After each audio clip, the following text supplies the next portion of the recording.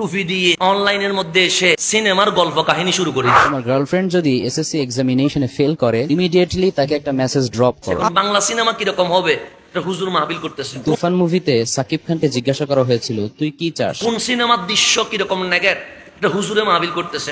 কোকিল গানে মিমি চক্রবর্তীর নাকি একটা এক্সট্রিম লেভেলের সিন আছে। এগুলো বলিউড হলিউড নিয়ে আলোচনা করে। নোরা ফাতেহি তার হাজবেন্ড হিসেবে এমন একজনকে প্রেফার করে যে আল্লাহকে ভয় করে। মানুষ নাই একটা, ইতে বলে যুবকরা বলো না ঠিক কিনা। আমার গার্লফ্রেন্ডকে আমি কিছু ইসলামিক বই গিফট করেছিলাম। এইরকম বক্তা যদি কোন মঞ্চে দেখেন, আগে সালাম দেওয়া দূরের কথা, জুতার উপর জুতা দিয়ে তাদেরকে মঞ্চ থেকে নামায়া বিশ্ববাসীকে জানিয়ে দিতে হবে শাহজালালের জমিনে কোন বিশ্বাস সন্তানকে আমরা এই পবিত্র মঞ্চে উঠতে দিব না।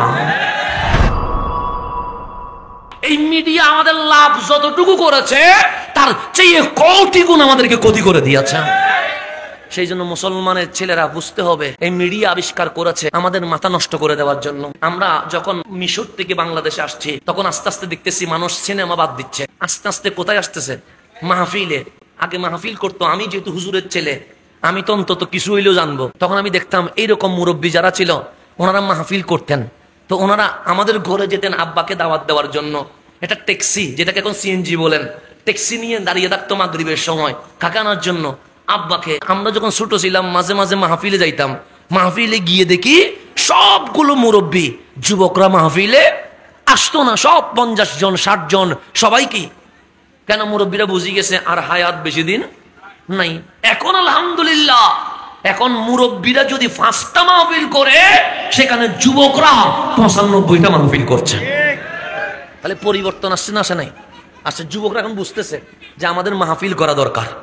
যুবকরা এখন বুঝতেছে আমাদেরকে হুসাইনি প্রেরণার চেতনা জাগিয়ে তোলা দরকার। যুব সমাজ যখন চেঞ্জ হচ্ছে, এখন দেখবেন কিছু দাড়ি রেখে টুপি দিয়ে অনলাইনের মধ্যে এসে সিনেমার গল্প কাহিনী শুরু করে দেয়। আরো বলতেছে আমি মেসেজ ড্রপ করতেছি, কি রেখে? দাড়ি রেখে। আর কিছু আছে পুষ্পা হুজুর নাকি সিনেমার নাম বলতে বলতে বলতে বলতে এত সিনেমার নাম বলতে পারে। এখন হুজুর দিয়ে সিনেমার কি করা হচ্ছে? সিনেমার প্রকাশ করা হচ্ছে। এখন বাংলা সিনেমা কিরকম হবে, এটা হুজুর মাহফিল করতেছে। কোন সিনেমার দৃশ্য কিরকম নেগেট, এটা হুজুরে মাহফিল করতেছে। কোন সিনেমায় কোন নায়কে কি বলতেছে, এটা মাহফিল করতেছে কে? হুজুরে। আমার মতো দাড়ি রেখে টুপি রেখে। আবার এগুলার যুবকরা বেশি পছন্দ করে। কেন?